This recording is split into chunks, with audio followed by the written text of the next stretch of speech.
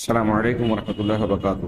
بسم اللہ الرحمن الرحیم وبہ نستعین سبحانک لا علم لنا الا ما علمتنا انک انت العلیم الحکیم۔ الحمد للہ رب العالمین والصلاة والسلام علی سید المرسلین وعلی آلہ وصحبہ اجمعین ومن تبعہم بإحسان الی یوم الدین۔ اعوذ باللہ من الشیطان الرجیم، بسم اللہ الرحمن الرحیم۔ یا ایھا الذین آمنوا اطیعوا اللہ واطیعوا الرسول واولی الامر منکم فإن تنازعتم في شيء فردوه إلى الله والرسول إن كنتم تؤمنون بالله واليوم الآخر ذلك خير وأحسن تأويلا۔ وقال تعالى قل هذه سبيلي أدعو إلى الله على بصيرة أنا ومن اتبعني وسبحان الله وما أنا من المشركين۔ مرکز دعوت سینٹر الجبیل کے ذمہ داران بطور خاص فضیلت الشیخ مختار احمد مدنی حفظہ اللہ، دیگر متعلقین سینٹر، معاونین، کارکنان اور یہاں موجود اور سننے والے تمام ہی بزرگان دین اور اخوان، منہج سلف کے مرکزی عنوان کے تحت ہمارے یہ دروس جاری ہیں۔ آج کا بنیادی عنوان کے تحت ذیلی عنوان ہے منہج سلف کے چند اصول اور خصوصیات۔ حقیقت میں دیکھا جائے تو یہ موضوع بڑا مفصل اور پہلو دار ہے۔ اگر ہم چاہیں تو اہل الحدیث یا منہج سلف کے مطابق ہم عقیدے سے متعلق ان کے اصول و ضوابط کا ذکر کریں تو کئی دروس درکار ہیں۔ عبادات میں ان کے اصول و ضوابط، استدلال اور استنباط مسائل و احکام کے سلسلے میں سلفی منہج کو پیش کریں یا اس کے اصولوں کا ذکر کریں۔ اسی طریقے سے اہل بدعت اور مخالفین کے ساتھ کیسا برتاؤ کیا جائے قرآن و حدیث اور صحابہ کرام رضوان اللہ علیہم اجمعین کے طریقے کے مطابق ان کے اصولوں کو اگر پیش کیا جائے تو ہر ایک عنوان کے تحت کئی پہلو اور کئی باتیں کی جا سکتی ہیں جو بڑی تفصیل طلب ہے۔ لیکن میں چاہوں گا کہ آج کے درس میں، جبکہ وقت بڑا محدود ہوتا ہے، ابتدا میں چند اصولوں کا سرسری تذکرہ کر دیا جائے، بعض اصول اور خصوصیات جو عمومی حیثیت رکھتی ہیں، اور اس کے بعد ہمارا کلام جو پچھلے درس سے جاری تھا اس سے جوڑ کر کچھ باتیں اور کچھ تفصیلات پیش کی جائیں۔ میں سلفی منہج کے بعض موٹے اصولوں کو، جن کی بنیاد پر اگر ہم پرکھیں اور دیکھیں تو اہل حق کا طریقہ کار، مسلک و منہج اور اہل باطل، اہل بدعت کے انحرافات بالکل صاف، واضح اور بیان ہو جاتے ہیں۔ اگر ان اصولوں کو بھی آدمی پیش نظر رکھے اور اپنے لیے ضروری سمجھے کہ دین کے سلسلے میں میں ان سے کبھی ہٹوں نہیں، تو انشاءاللہ شرک سے، بدعات سے، خرافات سے اور گمراہی سے محفوظ رہے گا۔ آئیے ہم سرسری طور سے پہلے دیکھیں کہ سلفی منہج کے بنیادی اصول کیا ہیں۔ سب سے پہلی بات کہ دین اللہ تبارک و تعالیٰ کی وحی کی سے حاصل ہوتا ہے۔ دین کی بنیاد وحی الہی ہے۔ اب وحی الہی کی جو شکلیں ہمارے پاس موجود ہیں، قیامت تک کے لیے جناب محمد رسول اللہ صلی اللہ علیہ وسلم کے ذریعے دی گئی ہے، وہ یا تو قرآن کی شکل میں ہے یا حدیث کی۔ چنانچہ سلفی منہج کا پہلا اور بنیادی اصول ہے کہ اللہ کے رسول صلی اللہ علیہ وسلم نے اپنی حیات طیبہ میں قول، فعل اور تقریرات جو حدیث کی تعریف کی جاتی ہے، ان کی شکل میں جو بھی تعلیمات دی ہیں ان کو مضبوطی سے پکڑیں، اور آپ کے بعد آپ کے ساتھ صحابہ کرام رضوان اللہ علیہم اجمعین نے آپ کی جس طرح متابعت کی، آپ سے دین کو جس طرح سمجھا اور اس پر عمل کیا، جو اصول ضوابط اختیار کیے اس کو مضبوطی سے تھاما جائے۔ ظاہر سی بات ہے کہ اللہ کے نبی صلی اللہ علیہ وسلم نے قرآن جو اللہ نے نازل کیا تھا اس کی تفسیر اور اس کو عملی شکل میں بیان کر کے لوگوں کے سامنے پیش کیا، صحابہ کرام نے اسی کی اتباع کی۔ تو پہلا اور بنیادی اصول ہوا کہ دین کو وحی الہی سے لیا جائے۔ دین کی بنیاد اللہ کی وحی ہے، اس کا مصدر وحی الہی، خاص طور سے عقیدے کے سلسلے میں ابھی ہم پڑھیں گے، سنیں گے کہ عقائد کے سلسلے میں جو ایمان بالغیب سے متعلقہ امور ہیں، غیبیات سے تعلق رکھتے ہیں یا عقیدہ جس کو ہم کہتے ہیں، انہیں انسان اپنی عقل سے، قیاس سے، کسی اور ذریعے سے سمجھ ہی نہیں سکتا۔ اس کے جاننے کا واحد ذریعہ، واحد مصدر صرف اللہ تعالیٰ کی وحی ہے۔ اسی لیے اہل علم نے، امام بخاری رحمہ اللہ نے صحیح البخاری کا جو آغاز کیا، سب سے پہلے کتاب الوحی کا تذکرہ کیا، اس کا ذکر کیا، اور وحی الہی کا ذکر کیا قرآن کی آیات اور بعض احادیث کے ذریعے سے۔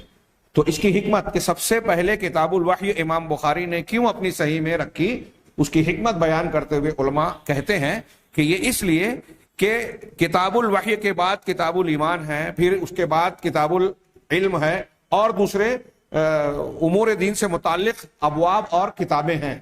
یہ بتانے کے لیے امام بخاری رحمہ اللہ نے لوگوں کو یہ بیان کیا کہ دین جو بھی ہمیں ملا ہے، ایمان ہو، علم ہو، احکام و شریعت کے مسائل ہوں، ساری کے ساری چیزیں ہم کو وحی الہی سے ملی ہیں۔ لہذا پہلا اصول ہمارا یہ بنا کہ اللہ کے کلام اور رسول اللہ صلی اللہ علیہ وسلم کی سنتوں کو دین کا مصدر مانا جائے، ان پر تمسک کیا جائے، ویسے جیسے صحابہ کرام نے کیا۔ اس پر بہت ساری دلیلیں ہیں۔ مشہور حدیث ہے، اللہ کے نبی صلی اللہ علیہ وسلم نے ارشاد فرمایا، ترکت فیکم شیئین، میں نے تمہارے درمیان دو چیزیں چھوڑی ہے، لن تضلوا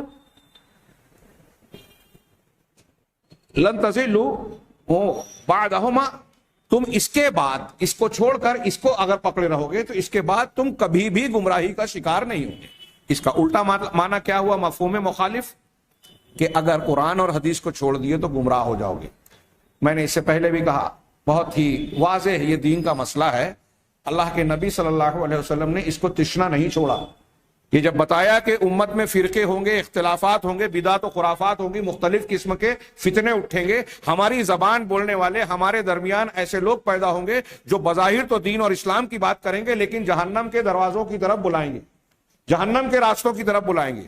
تو ان سے بچنے کا، اپنے دین و ایمان کو، عقائد کو، اعمال کو محفوظ رکھنے کا طریقہ بھی آپ نے بتایا کہ کیسے اپنے دین کی حفاظت کرو گے، کیسے تم جنت کے راستے پر قائم اور برقرار رہو گے، کون سے مسلک ہے جس کو تم صحیح ماننا۔ تو آپ نے فرمایا کہ دو چیزیں تمہارے درمیان چھوڑے جا رہا ہوں، اس کے بعد تم گمراہ نہیں ہوگے۔ ان دو چیزوں سے تعلق جتنا ہمارا کمزور ہوگا، اس کا مطلب اتنی گمراہی آئے گی، اور روئے زمین پر جتنے گمراہ فرقے ہیں آپ دیکھیں گے کہ ان کا قرآن و حدیث سے ان کی گمراہی کے مطابق تعلق کمزور ہے۔ اللہ تعالیٰ نے، اللہ کے رسول نے فرمایا کہ ان کے بعد تم کبھی گمراہ نہیں ہو۔ وہ دو چیزیں کیا ہے؟ کتاب اللہ و سنتی، اللہ کی کتاب اور میری سنت۔ وَلَن يَتَفَرَّقَا حَتَّى يَرِدَا عَلَيَّ الْحَوْض، علامہ البانی رحمہ اللہ نے اس کو صحیح کہا ہے کہ یہ دونوں قرآن اور حدیث کبھی جدا نہیں ہو سکتے یہاں تک کہ میرے پاس حوض تک پہنچیں گے۔ سلفی منہج کا ایک اصول، اہم اصول یہ بھی ہے کہ ہم نصوص کے درمیان تفریق نہیں کرتے۔ یہ جو کہا کہ یہ دونوں الگ نہیں ہو سکتے، قرآن کے اندر فرق نہیں کیا جائے گا، قرآن اور حدیث کے سلسلے میں تفریق نہیں کی جائے گی کہ اس کو مانا جائے اور اس کو چھوڑ دیا جائے اگر حدیث ثابت ہے۔ اس کی کچھ تشریح ابھی ہم جانیں گے، کیسے حلال حرام یا شریعت کے احکامات کے اس بات میں، عقیدے کو ثابت کرنے میں جس طرح قرآن کو دلیل مانا جائے گا ویسے ہی حدیث کو مانا جائے گا۔ ان دونوں کو جدا نہیں کیا جا سکتا، ان کے درجات میں فرق ہو سکتا ہے، ان کے حکم اور فضیلت کے اعتبار سے فرق ہو سکتا ہے، لیکن شرعی احکام کے اس بات میں، عقیدے کو اختیار کرنے میں، اللہ اور رسول کی بات کو ماننے کے لیے لازمی تقاضے کے طور پر قرآن جس طرح دلیل دیتا ہے ویسے ہی حدیث بھی دیتی ہے۔ اللہ کے رسول نے فرمایا کہ یہ دونوں جدا نہیں ہوں گے یہاں تک کہ میدان محشر میں حوض پر میرے پاس آ جائیں۔ تو پہلا اصول یہ ہوا۔ دوسرا اصول سلفی منہج کا یہ ہے کہ اگر آپس میں اختلاف ہو جائے، خاص طور سے دین اور شریعت کے مسائل میں، کسی بھی مسئلے میں اختلاف ہو، خصوصاً عقیدے میں، عبادات میں، شرعی معاملات میں، اگر اختلاف ہو تو اللہ اور اس کے رسول کی طرف بات کو پلٹایا جائے۔ خود اللہ تعالیٰ نے کہا ہے، یا ایھا الذین آمنوا اطیعوا اللہ واطیعوا الرسول، اے ایمان والو، یعنی یہ ایمان کا تقاضا ہے کہ ایماندار ہو تو یہ بات مانو، کیا؟ اطیعوا اللہ، اللہ کی اطاعت کرو، واطیعوا الرسول، اور رسول کی اطاعت کرو۔ الرسول، اللہ کی اور رسول کی اطاعت کا مطلب کیا ہوا؟ قرآن کی اور حدیث کی اطاعت۔ قرآن کو مانو، حدیث کو مانو۔ یہ پہلے والے اصول کی بات ہو گئی، یہ بالکل صاف اور صریح حکم ہے۔ اور میں یہاں عرض کروں کہ دنیا میں جو لوگ قرآن اور حدیث سے ہٹ کر کسی اور بات کو ماننا چاہتے ہیں وہ اس طرح کا حکم بتائیں کہیں قرآن میں حدیث میں کہ جس طرح مستقلاً یہ کہا گیا کہ اللہ کی بات مان لو آنکھ بند کر کے، رسول کی بات ثابت ہو جائے تو چوں چرا کی کوئی گنجائش نہیں ہے. ایسے کسی اور کا معاملہ ہو سکتا ہے؟ کوئی کتنا بڑا بھی بزرگ ہو، امام ہو، کیسی بھی کرامات کو پیش کرنے والا ہو، کیا کوئی اس درجے کو پہنچ سکتا ہے؟ نہیں. تو مستقل اطاعت یہی دونوں ہیں. اس کے بعد کہا وَأُولِي الْأَمْرِ مِنْكُمْ، تم میں جو اولو الامر ہیں یعنی حکام ہیں مسلمانوں کے، امیر، خلیفہ، ذمہ داران، حکام، اور بعض لوگوں نے علماء کی بھی تشریح کی، دونوں صحیح ہے، لیکن ان کی اطاعت قرآن اور حدیث کی اطاعت کے ساتھ جڑی ہوئی ہے، اس لیے کہ اللہ تعالیٰ نے اطیعوا اللہ کے ساتھ کہا، اطیعوا الرسول کے ساتھ کہا. اولو الامر کے ساتھ یہ نہیں کہا وَأَطِيعُوا أُولِي الْأَمْرِ مِنْكُمْ، تم میں جو اولو الامر ہیں، صاحب معاملہ ہیں، ان کی اطاعت کرو. یہ مستقل نہیں ہے، ایک شریعت کا ایک عام قاعدہ ہے. والدین کی اطاعت کرنی ہے، لیکن اگر اللہ اور رسول کے خلاف والدین حکم دے تو نہیں ماننا ہے. عمرہ کی سمع و طاعت کرنی ہے مسلمان خلیفہ امیر کا، لیکن اگر اللہ کی معصیت کا حکم دے تو نہیں ماننا ہے. علماء کی بات کو ماننا ہے دلیل کے مطابق، قرآن و حدیث کے مطابق، لیکن اللہ اور اس کے رسول کے خلاف ہو تو نہیں ماننا ہے. لا طاعۃ لمخلوق فی معصیت الخالق، اس معنی کی بہت سی صحیح حدیثیں ہیں بخاری، مسلم اور دوسری کتابوں میں کہ مخلوق کی، اللہ کی معصیت میں مخلوق کی اطاعت نہیں کی جائے گی.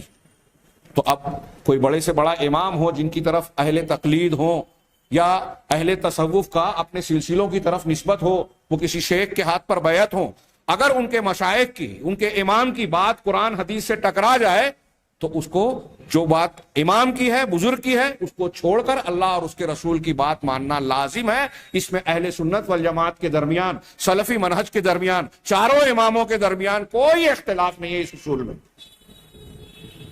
تو کہا اللہ تبارک و تعالیٰ نے فَإِن تَنَازَعْتُمْ فِي شَيْءٍ، اللہ کی اطاعت کرو اور رسول کی اطاعت کرو اور اولو الامر بھی. کچھ لوگ اس سے تقلید ثابت کرتے ہیں، موقع نہیں ہے کہ میں اس بحث میں جاؤں، لیکن اس سے تقلید کا رد ہوتا ہے. اللہ سے کی اطاعت، رسول کی اطاعت اور اولو الامر کی. اس کے بعد فَإِن تَنَازَعْتُمْ فِي شَيْءٍ، اگر تمہارا کسی معاملے میں اختلاف ہو جائے تو کیا اختلاف اللہ سے کرنا جائز ہے؟ سوال ہی نہیں. کوئی اللہ سے اختلاف کرے کافر ہو جائے گا. رسول سے اختلاف کرنا جائز ہے؟ سوال ہی نہیں پیدا ہوتا، ایمان سلامت نہیں رہے گا. تو اختلاف کس سے ہوگا؟ اولو الامر سے. اگر آپ اولو الامر اور امام کو کا معنی لے رہے ہو، جب قرآن کی آیت نازل ہوئی تو امام ابو حنیفہ، امام شافعی، امام مالک، امام احمد دنیا ہی میں نہیں تھے، تو اس وقت صحابہ کرام کو کیا حکم دیا گیا؟ اس کا انتظار کریں ان کی تقلید کرنے کے لیے. تو اس سے یہ بھی آیت سے معلوم ہوا کہ اولو الامر سے اختلاف ہو سکتا ہے، اور مقلدین کے یہاں اصول ہے کہ امام کا قول اس کے لیے حجت ہے، امام سے اختلاف نہیں کر سکتا. اب اگر اختلاف ہو تو کیا کرنا ہے؟ فَرُدُّوهُ إِلَى اللَّهِ وَالرَّسُولِ، اللہ کی طرف اور رسول کی طرف اپنے اختلاف کو پلٹاؤ، لوٹاؤ.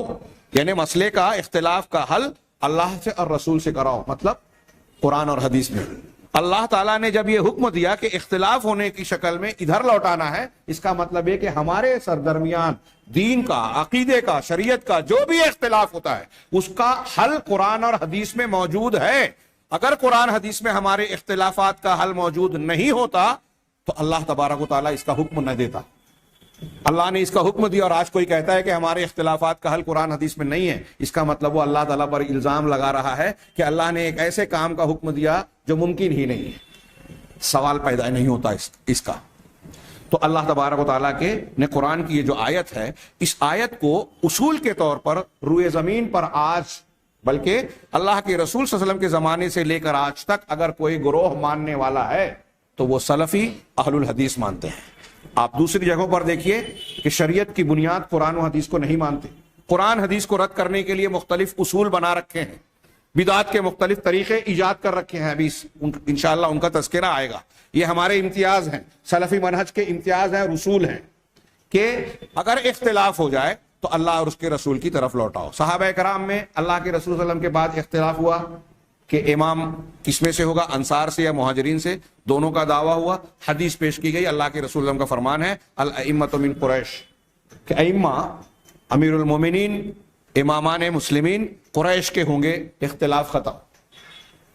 اختلاف ہوا، قرآن اختلاف کی شکل میں حدیث کی طرف بات، حدیث آئی، حدیث کی طرف لوٹایا، اختلاف ختم. صحابہ کرام، کیا ہمارے اختلافات کا یہ حل ہوتا ہے؟ لوگ کہتے تو ہیں کہ صحابہ میں بھی اختلاف تھا، صحابہ میں عقیدے کا اختلاف نہیں تھا، منہج کا طریقہ کار کا اختلاف نہیں تھا. یہ بات ہمیشہ ذہن نشین رکھیے.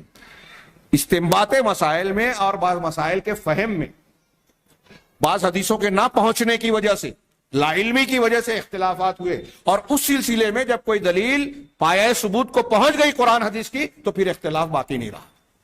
کتنے اختلاف. اللہ کے رسول کی تدفین کا مسئلہ آیا، حدیث سنائی گئی کہ انبیاء جہاں وفات پاتے ہیں وہیں تدفین ہوتی ہے، اختلاف ختم.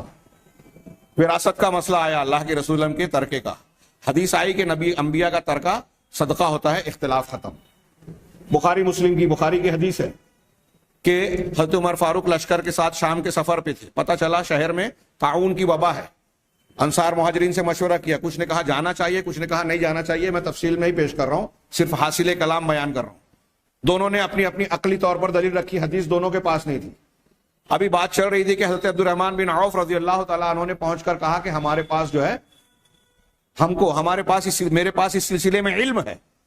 میں نے اللہ کے نبی صلی اللہ علیہ وسلم کو فرماتے ہوئے سنا کہ جب تم کسی بستی کے بارے میں یہ سنو کہ وہاں طاعون ہے اور تم اس کے باہر ہو تو اندر نہ جاؤ، اور جب اندر ہو تو وہاں سے باہر نہ نکلو. فیصلہ ہو گیا، اختلاف ختم. یہ صحابہ کا منہج تھا، سلفی طریقہ یہی ہے. قرآن حدیث کی روشنی میں اللہ کا رسول کا یہی حکم ہے، سلفی منہج یہی ہے.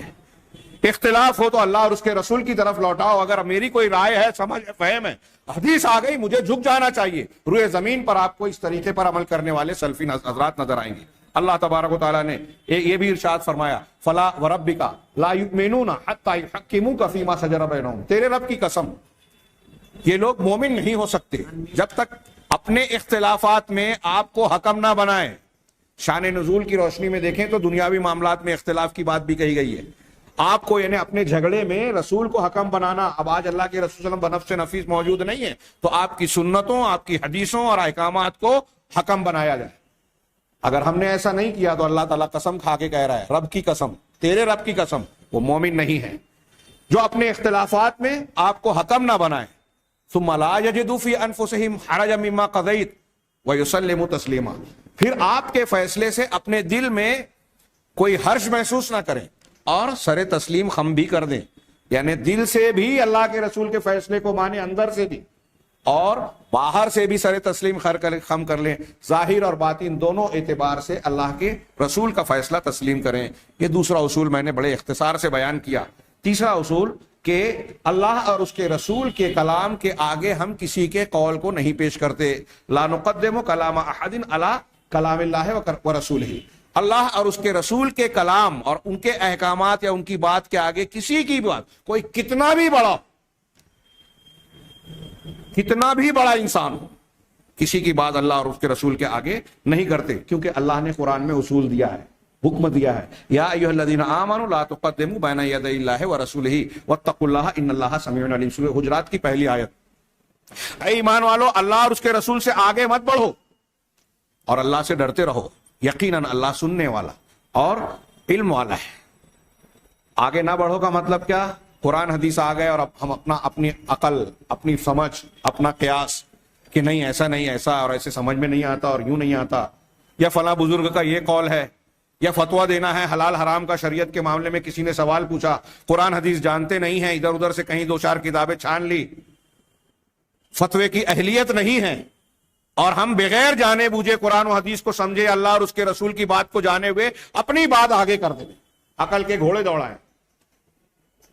سلفی منہج کا یہ ایک بنیادی اصول ہے کہ اللہ اور اس کے رسول سے کسی کو آگے نہ کیا جائے.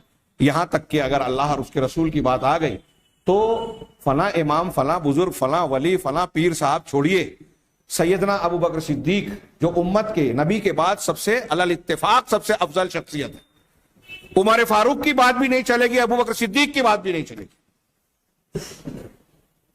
میں نے اس سے پہلے کئی مرتبہ علامہ ابن تیمیہ کا یہ استدلال پیش کیا ہے، بڑا پیارا استدلال، کہ اللہ کے نبی صلی اللہ علیہ وسلم نے کہا کہ ہر امت میں کچھ ایسے لوگ ہوتے ہیں جن کو جو محدثین ہوتے ہیں، الہام والے.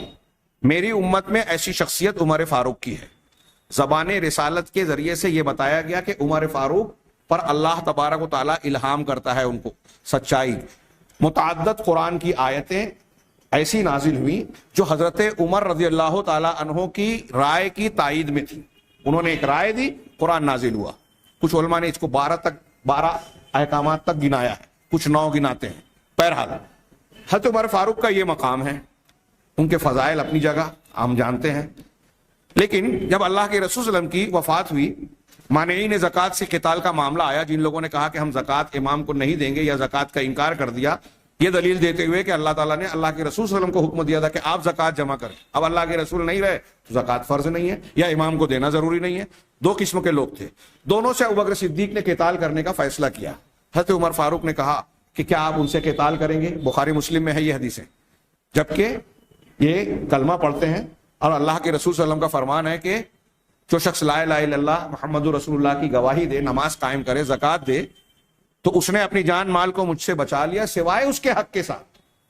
سیدنا ابوبکر صدیق رضی اللہ تعالیٰ نے کہا واللہ لأقاتلنہم, اللہ کی قسم میں ان سے ضرور قتال کروں گا جب تک کہ وہ اللہ کے رسول صلی اللہ علیہ وسلم کو جو زکوٰۃ میں رسی یا بکری کا بچہ دیتے تھے وہ مجھے نہ دے دیں, میں ان سے قتال کروں گا.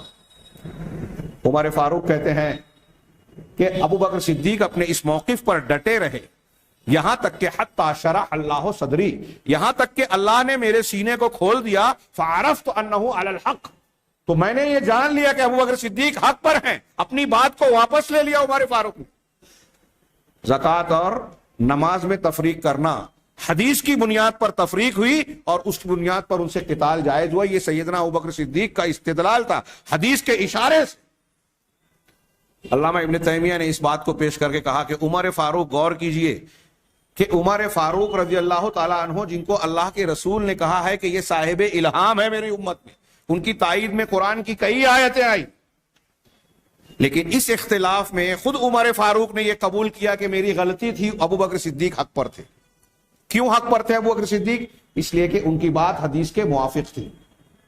چنانچہ علامہ ابن تیمیہ کہتے ہیں کہ جب حدیث رسول کے مقابلے میں عمر فاروق کی بات نہیں چلے گی, خود ابوبکر صدیق عمر فاروق نے اس کو مانا, تو اب کسی بزرگ کا قول, کسی کا اجتہاد, کسی کی رائے, کسی پیر صاحب کا کشف, کسی کا خواب, کسی کا ذوق, کسی کی فہم اللہ کے رسول صلی اللہ علیہ وسلم کی حدیث کے سامنے کیسے قابل قبول ہو سکتی ہے؟ سلفی منہج کو ماننے والا اسے کبھی قبول نہیں کر سکتا, اور سچا پکا مسلمان نہیں مان سکتا جو قرآن و حدیث کو مانتا ہے کہ اللہ اور اس کے رسول کی بات کے سامنے کسی اور کی بات مان کے اس کو رد کیا جائے. یہاں تو صاف اعلان ہے کہ موسیٰ بھی زندہ ہوتے تو صرف میری بات ماننا پڑتی. اب شریعت محمدی کے آ جانے کے بعد شریعت موسوی اور شریعت عیسوی منسوخ ہو چکی. اگر آج کوئی حضرت عیسیٰ اور حضرت موسیٰ کی بھی پیروی کرے نبی کریم صلی اللہ علیہ وسلم کی سنت کے خلاف تو وہ گمراہ ہے, اس میں کوئی شک نہیں. تو جب پیغمبروں کی بات اب نہیں چلے گی, جن پر ہمارا ایمان ہے کہ وہ سچے پیغمبر, ان کی سچی شریعت تھی, وہ منسوخ ہو چکی, اللہ کے نبی صلی اللہ علیہ وسلم کی سنت اور تعلیم کے سامنے نہیں چل سکتی, تو پھر کسی اور کی کیا چلے گی؟ میں نے اس سے پہلے روایت پیش کی کہ حج تمتع کا مسئلہ حضرت ابن عباس نے بیان کیا کہ اللہ کے رسول نے اجازت دی. ان کے ایک شاگرد نے کہا کہ ابو بکر و عمر تو منع کرتے تھے. حضرت ابن عباس غصہ ہو گئے اور کہا کہ مجھے ڈر ہے کہ آسمان سے پتھروں کی بارش نہ ہو جائے. میں کہتا ہوں اللہ کے رسول نے فرمایا, اور تم کہتے ہو ابو بکر اور عمر نے. ابن عمر حضرت عمر کے بیٹے ہیں, حج تمتع کر رہے ہیں. ایک آدمی نے سوال کیا, آپ کے ابا تو منع کرتے تھے, کیا جواب دیا؟ یہ سلفی منہج والا جواب ہے, پکے اہل حدیث تھے صحابہ کرام. انہوں نے کہا امر ابی یتبع ام امر رسول اللہ صلی اللہ علیہ وسلم, میرے باپ کی بات مانی جائے گی یا میرے اللہ کے رسول اللہ کی بات کی اتباع کی جائے گی؟ سامنے والا بھی مسلمان تھا, اس نے کہا کہ اللہ کے رسول کی بات. تو کہا اللہ کے رسول نے اس کی اجازت اور حکم دیا ہے, اس لیے میں عمل کر رہا ہوں. بالکل صاف ستھرا معاملہ ہے. اس کا یہ مطلب نہیں ہے کہ ہم عمر فاروق, ابوبکر صدیق یا اللہ کے رسول کی بات کے مقابلے میں جن کی بات کو بھی چھوڑتے ہیں ان کی بے عزتی کر رہے ہیں. نہیں, ہر انسان سے خطا غلطی ہو سکتی ہے, اور ہمیں اللہ کے نبی صلی اللہ علیہ وسلم کی اتباع کا حکم دیا گیا ہے. ما آتاکم الرسول فخذوہ وما نہاکم عنہ فانتہوا, جو رسول دے دے لے لے, جس سے منع کر دے رک جاؤ. اب اگر ایک آدمی کو پتا چلا یہ رسول کی سنت ہے اور اس کو چھوڑ دیا تو اللہ تعالیٰ پوچھے گا میں نے حکم دیا تھا تو نے مانا نہیں. لیکن دنیا کے کسی بھی مفتی سے سوال کیجئے, اگر کوئی انسان اللہ کے رسول صلی اللہ علیہ وسلم کے سوا کسی بھی انسان کی بات کو جاننے کے بعد اس پر عمل نہ کرے, وہ کوئی امام ہو, امام شافعی ہو, امام مالک ہو, امام ابو حنیفہ ہو, امام اوزاعی ہو, امام بخاری ہو، امام مسلم ہو، صحابہ کرام میں سے کوئی شخصیت ہو، سب پر اللہ کا رحم ہو اور اللہ ان سے راضی ہو. اللہ تعالیٰ قیامت کے دن یہ پوچھے گا کہ فلاں امام کی بات تم نے نہیں مانی، سوال ہی پیدا نہیں ہوتا. کتنا صاف ستھرا اصول ہے. تیسرا اصول کہ یہ چوتھا اصول یا خصوصیت سلفی منہج کی کہ سلفی منہج کی بنیادی غایت، دین کی بنیاد اور مرکز توحید الہی ہے. توحید کو ماننا اور شرک کا رد کرنا سلفیت کی یہی غایت ہے، یہی بنیاد ہے. کیوں؟ اس لیے کہ اللہ تبارک و تعالیٰ نے اس کائنات کو وجود بخشا ہے توحید کے لیے. جنوں انس کی پیدائش کی ہے توحید اختیار کرنے کے لیے، شرک سے بچنے کے لیے. تمام انبیاء کرام علیہ الصلوۃ والسلام کی دعوت کی بنیاد، آغاز، نچوڑ، خلاصہ توحید ہے. اگر کسی قوم نے توحید کو قبول نہیں کیا تو نبی نے اگلا سبق نہیں دیا. نوح علیہ الصلوۃ والسلام 950 سال تک، 950 سال ہم دعوت نہیں دے پاتے کسی کو، 9.5 مہینہ نہیں دیں گے. 950 سال تک توحید اور اس سے متعلقہ عقائد ہی بیان کرتے رہے. قوم نے مانا نہیں تو اگلا سبق دیا نہیں. ایسے کتنی قومیں. نبی کریم صلی اللہ علیہ وسلم مکی زندگی میں توحید اور رسالت اور آخرت ہی پیش کرتے رہے. توحید اور اس سے متعلقہ 2 ضروری بنیادی امور. مدینہ میں جب آئے، اسلامی معاشرہ بنا تو تفصیلی احکامات آنا شروع ہوئے.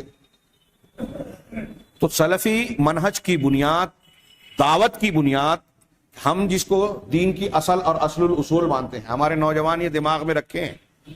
یہ رفع الیدین آمین الزام دیتے ہیں ہمارے یہاں تحریکی حضرات اور کچھ مذاق اڑانے والے کہ یہ لوگ اس کو دین سمجھتے ہیں. یہ بھی دین ہے. اللہ کے رسول صلی اللہ علیہ وسلم سے اگر یہ ثابت ہو جائے کہ آپ نے یہاں کا بٹن لگایا ہے تو ایک مومن بندہ اسی کو دنیا کے سارے لوگوں کے مقابلے میں بہتر سمجھے گا، جانے گا کہ یہ نبی کی سنت ہے تو میں اسی کو مانوں گا، یہ بہتر ہے. امام سفیان ثوری کہتے ہیں اتباع سنت کے کیا جذبہ تھا سلف میں.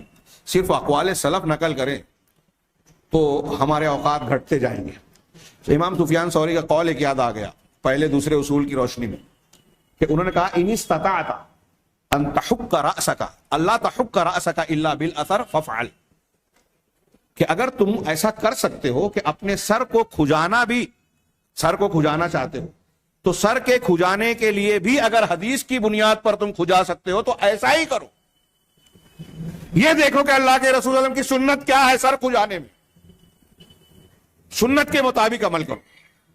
تو اللہ کے رسول صلی اللہ علیہ وسلم کی جو بنیادی، بلکہ تمام انبیاء کی بنیادی تعلیم ہے توحید. کسی نبی اور کسی پیغمبر نے عقیدہ توحید میں کوئی سمجھوتا، کوئی کوتاہی کبھی نہیں برتی. اپنے عقیدے کے اعتبار سے بھی، اپنے مخاطبین کے اعتبار سے بھی، دعوت و تبلیغ کے اعتبار سے بھی. ہماری دعوت، نبی کی دعوت، اللہ کی دی ہوئی دعوت، صحابہ کرام کی دعوت کا اصل الاصول بنیاد توحید ہے. اللہ نے حکم دیا قل ھذہ سبیلی، اے اللہ کے رسول آپ اعلان کیجئے، لوگوں کو بتائیے یہ میرا راستہ ہے، یہ میرا منہج ہے، یہ میرا مسلک ہے. کیا مسلک ہے؟ ادعو الی اللہ، میں دعوت دیتا ہوں اللہ کی طرف. امام ابو حنیفہ کی طرف نہیں، امام شافعی کی طرف نہیں، اپنے بزرگوں اور باپ دادا کی طرف نہیں، فلاں روایت کی طرف نہیں، اللہ کی طرف بلاتا ہوں.